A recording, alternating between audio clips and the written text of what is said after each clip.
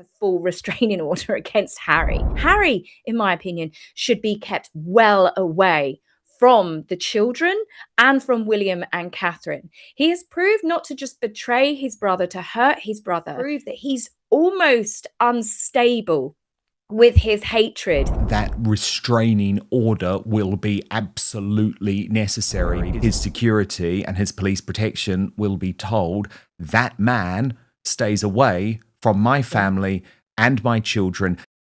Oh my goodness, Tash. There are weeks in the royal saga where every single story that breaks feels like it could be the biggest story of the year. And then there are weeks like this one, where multiple earthquakes hit simultaneously, each one powerful enough on its own to reshape the landscape, and together they form something that looks less like a rough patch and more like a permanent collapse. This was one of those weeks, and the mainstream media, as it so often does, managed to cover the noise while missing the signal entirely. Let us start with the most explosive claim to emerge from the British media this week, because it did not come from an anonymous source or a fringe commentator. It came from Charlotte Griffiths, a woman whose name has been synonymous with royal insider access for years. Charlotte Snuggles is no longer feeling snuggly anymore, clearly. So, she could be slightly angry and peeved that not only did she keep this relationship quiet. Charlotte Griffiths has appeared on GB News, contributed to Palace Confidential at the Daily Mail, and built a reputation as someone with genuine proximity to the people she covers. And this week, she dropped something that stopped even seasoned royal watchers in their tracks. She said, clearly and without hedging, that Prince William has absolutely no intention of having his younger brother present at his coronation. And she used a word to describe the state of the relationship between the two brothers that the mainstream press has been carefully avoiding for years. She said William hates Harry, not dislikes, not resents, hates. That word, coming from that source, in that context, is significant in a way that is difficult to overstate, because Charlotte Griffiths is not a YouTube commentator or a social media account. She is a credentialed, established journalist who has been careful with her language for years. The fact that she has now chosen to deploy that word, in that context, about the heir to the British throne and his relationship with his only brother, tells you that the people with genuine inside knowledge have stopped calculating the diplomatic cost of what they say. They have stopped managing the narrative.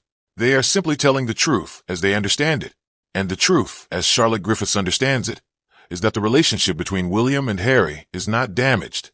It is not strained. It is not in need of repair. It is over.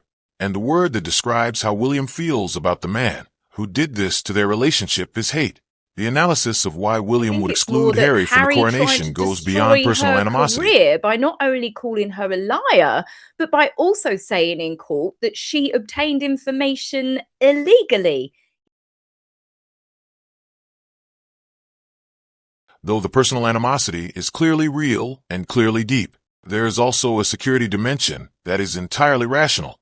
Anyone who has watched Harry's behavior over the past several years, who has read the memoir, watched the Netflix series, listened to the Oprah interview, and tracked the ongoing legal campaigns, understands that Harry has demonstrated a consistent willingness to document, record, and eventually publicize private moments from within the royal family. There is footage circulating online of Harry appearing to fiddle with the lapel of his jacket at a royal event, generating significant speculation that he was recording the proceedings. Whether that specific incident reflects what people think it does or not, the broader pattern is undeniable. Harry has shown that nothing said or done in his presence is necessarily private. For William, who will one day be king, and who is already operating with that awareness shaping every decision he makes. Exclude his brother from the line of succession, probably take away his titles. The risk calculus around Harry's presence at any sensitive royal occasion is straightforward. The risk is too high. The reward is zero. Beyond the security question, there is the question of atmosphere. The presence of Harry and Meghan at any royal gathering has become, through their own choices and their own actions, an event within an event. The cameras follow them. The commentary centers on them. The dynamic between them and the rest of the family generates its own gravitational field that distorts everything around it. For a coronation, the singular moment in a monarch's public life, that distortion is not a tolerable side effect. It is an unacceptable disruption. William understands this. His team understands this. And the decision, if Charlotte Griffiths is right, has already been made. What makes the Griffiths revelation even more striking is the context in which it arrived. For a long time, Discussion of William's coronation was treated as inherently sensitive because it required acknowledging something that the palace and the press had been carefully tiptoeing around, which is that King Charles's health is serious, his prognosis is uncertain, and the question of succession is not an abstract constitutional matter, but an approaching practical reality. Charles's cancer diagnosis is terminal in the sense that he will live with it for the rest of his life. Medical technology is extraordinary, and monarchs have confounded expectations before. Prince Philip, according to excerpts from Hugo Vickers' new book on Queen Elizabeth II, reportedly fought an inoperable battle with pancreatic cancer for 8 years before his death, a fact that was quietly suppressed at the time. The parallels being drawn between Philip's situation and Charles's current condition are not coming from conspiracy forums. They are coming from people who have read the available evidence carefully and reached conclusions that the official communications around Charles's health have been, to put it diplomatically, incomplete. The picture of Charles that emerges from public appearances in recent months is of a man whose treatment is taking a visible toll. The decisions being made around his schedule, including reports that a stop in treatment would be required in order to allow him to complete a planned state visit to the United States and Bermuda, are the kinds of decisions that reflect a careful management of limited energy and declining physical resilience. Doctors do not typically recommend interrupting cancer treatment for diplomatic travel. When a king does it anyway, it tells you something about the weight he places on being seen, on being present, on embodying the continuity that the institution requires. It also tells you something about how much runway he believes he has left, all of which brings the question of William's coronation from the theoretical to the imminent. And within that question sits Harry, a man who, by the account of people who have been in rooms with him at formal royal occasions, cannot disguise the contempt he feels for his brother. There are photographs from the late Queen's Jubilee at St. Paul's Cathedral that circulated widely and that tell a story without any need for caption or commentary. Harry's expression in those photographs is not one of estrangement or sadness. It is something colder and more focused. Lady Sarah Chatto, visible in the same frame, appears to register what she is seeing with something close to shock. A grown man, at a solemn national occasion, wearing his hatred on his face like a mask he has stopped trying to remove. The same dynamic was present at the late king's coronation. The photographs exist. Anyone who has looked at them has seen what they show. And the conclusion drawn by those who know William best is simple and unambiguous. He is done. Not cooling off. Not waiting for the right moment to reconcile. Done. William operates with a tight circle. He always has. The people who know him well describe a man who is loyal to a fault with those he trusts and absolutely final with those who betray him. Harry has not committed one betrayal. He has committed many. He attacked his brother in print. He brought Catherine into it. He involved the children. He allowed, and some would argue orchestrated, a narrative that labeled William and Catherine as racists in connection with Omid Scobie's second book, at a moment when both Catherine and Charles were undergoing cancer treatment. He never issued a denial. He never put out a statement distancing himself from that narrative. He let it sit there, attached to his brother and sister-in-law, while they were at their most vulnerable. For that reason alone, the suggestion that William might one day seek a formal restraining order against Harry is not as dramatic as it might initially sound. It would not need to go through conventional legal channels. William's security detail, once he is king, operates under his direction. The practical effect of a king deciding that a particular individual should not have access to his family or his residences is equivalent to a restraining order in every meaningful sense. And those who know how William thinks believe that this is not a hypothetical future possibility. It is a decision that has already been reached in principle, waiting only for the moment when it can be implemented with full authority. Now let us turn to Meghan, because this week produced a moment involving her that generated significant commentary, and that requires careful analysis to understand properly.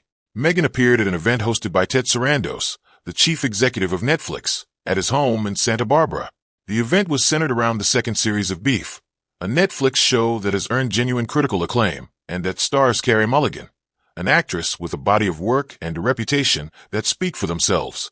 Meghan was photographed at this event in close proximity to Nicole Levant, Ted Sarandos' wife. The photographs showed them in what appeared to be warm, friendly contact. Entertainment correspondent Billy Bush, covering the event, described the images in terms that presented them as evidence of a genuine alliance between Meghan and the Netflix leadership. The more accurate reading of what happened at that event requires understanding the context surrounding it. The weeks leading up to it had been dominated by reporting that described a deeply strained relationship between Meghan and Netflix. Reports had emerged suggesting that Ted Sarandos required a lawyer to be present on calls involving Meghan, that he had unfollowed her on social media, that With Love Meghan had been canceled after failing to connect with audiences, that her products, the jams, the lifestyle items, the merchandise that the show was designed to promote, had not generated the commercial momentum that the deal required. Meghan's representatives disputed those characterizations. Netflix's representatives, apparently at Meghan's team's request, issued statements pushing back, but the underlying tension was visible to anyone paying attention. And then came the Sarandos party. What actually happened at that party, stripped of the spin, is this. Ted Sarandos used an occasion that was genuinely about promoting Beef, a show he believes in with the lead actress he respects, and generated a significant amount of publicity by having Meghan present.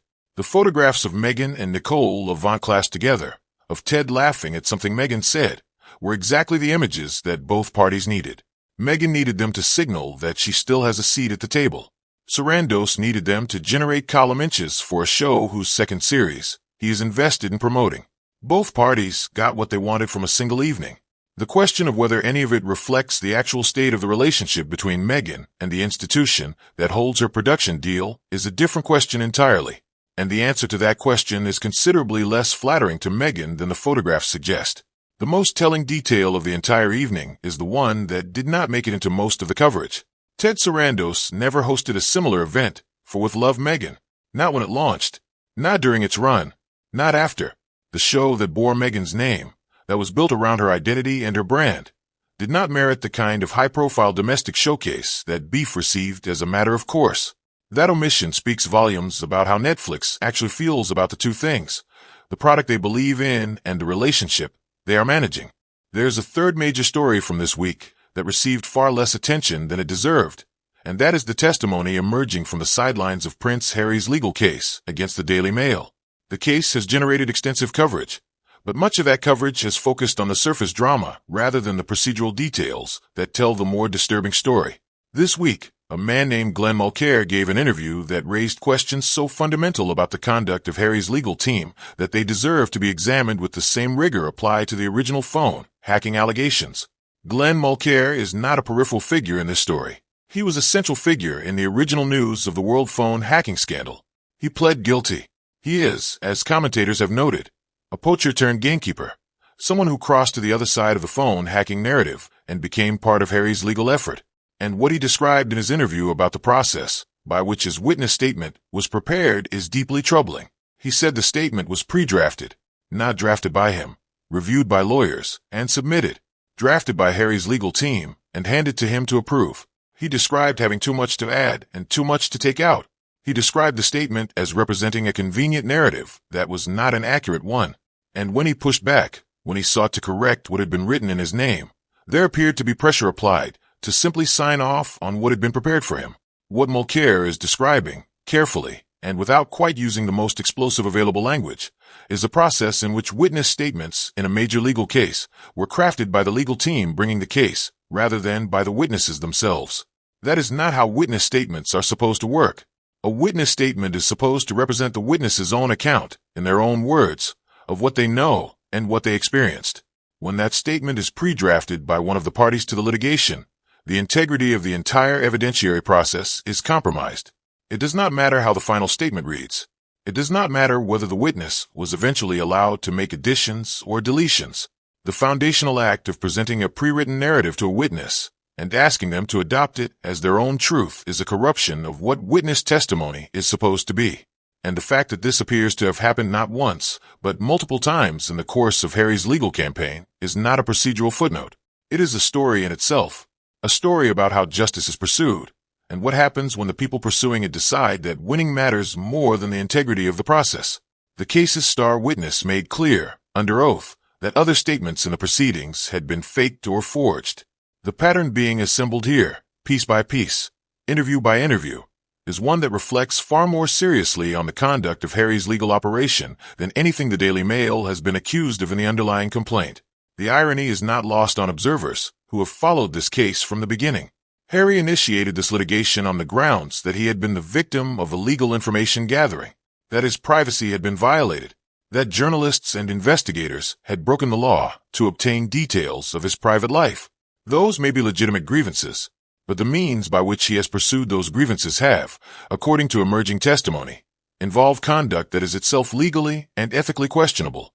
You cannot seek justice through methods that are as problematic as the injustice you are claiming. You cannot build a case on the foundation of statements that were written by your own team and presented as independent witness testimony. And you cannot, when those methods are exposed, simply disclaim responsibility by pointing at the lawyers. Harry is the claimant. This is his case. Whatever happens in that courtroom bears his name. David Sherburne, Harry's lead solicitor, has denied any illegality in the conduct of the legal team. That denial is noted, but the story is not going to end with that denial. It is going to continue to unravel in the way that these things unravel, through further testimony, through further interviews, through the slow accumulation of accounts from people who were inside the process and who are now, for various reasons, willing to describe what they saw. Glenn Mulcair is one of those people. He will not be the last. What connects all of the stories from this week? The Charlotte Griffiths revelation about William's hatred and Harry's exclusion from the coronation, the Meghan and Netflix theater at the Sarandos party, and the Glenn Mulcair testimony about the integrity of Harry's legal case, is a single underlying theme. The infrastructure of deception that has sustained the Sussex narrative for the past several years is failing. It is failing because the people who were inside that infrastructure, who kept its secrets, who played their assigned roles, are no longer willing to do so. Charlotte Griffiths is speaking because Harry tried to destroy her career through his legal proceedings. Glenn Mulcair is speaking because the statement prepared in his name did not accurately reflect what he knew, and he was not willing to have his account permanently falsified. The sources inside royal circles who are describing William's true feelings about his brother are speaking because the pretense of possible reconciliation has become too absurd to maintain. When people start talking, the things they say have a way of connecting. And what connects this week's stories is not just a theme. It is a timeline of a man who had every advantage, who was born into one of the most powerful and protected institutions in the world, who had a brother who loved him, who had a country that celebrated him, and who chose, step by step and decision by decision, to burn all of it down. The people he hurt along the way kept quiet for a long time, some out of loyalty, some out of legal obligation, some simply because they could not see what purpose speaking would serve. That calculation has changed. The loyalty is gone, spent by a man who showed none in return. The legal obligations are expiring or being challenged, and the purpose of speaking is now clear, because the story that was being suppressed is now too large and too consequential to stay suppressed. It is coming out, all of it, 1 week at a time. His brother is done with him. His legal case is producing testimony that raises serious questions about how it was constructed. His wife's commercial operation is being sustained by carefully staged photo opportunities rather than genuine business momentum. And the institution he spent years attacking is quietly, methodically, and with complete finality, closing its doors to him one by one. The people who enabled his campaigns, who provided statements, who played supporting roles in the narrative he constructed, are beginning to step back and describe what they actually witnessed. And what they witnessed does not match the story that was sold to the public. It never did. The difference now is that they are saying so, out loud, on the record, with their names attached. Prince William, when he is king, will not be working through formal legal channels to keep Harry at a distance. He will not need to. A king's security apparatus is absolute. A king's household is his to control. The practical reality of William on the throne means that the question of Harry's access to palaces, to family occasions, to the inner circle of the British monarchy, will be answered definitively and without appeal. Those who know William describe a man who has already made his peace with that outcome, not with pleasure, not with satisfaction, but with the clarity of someone who has been betrayed once too often and has decided, with finality, that enough is enough. This is where the story stands at the end of this week, not at a crossroads, because crossroads imply that multiple directions remain available. This story is on a single road, and the destination is becoming clearer with every passing week. The accounts are piling up. The testimony is accumulating. The people who once stayed silent are finding their voices, and the silence that protected the Sussex narrative for so long is dissolving. One interview, one statement, one dropped truth bomb at a time. This is where the story stands at the end of this week, not at a crossroads, because crossroads imply that multiple directions remain available. This story is on a single road, and the destination is becoming clearer with every passing week. The accounts are piling up. The testimony is accumulating.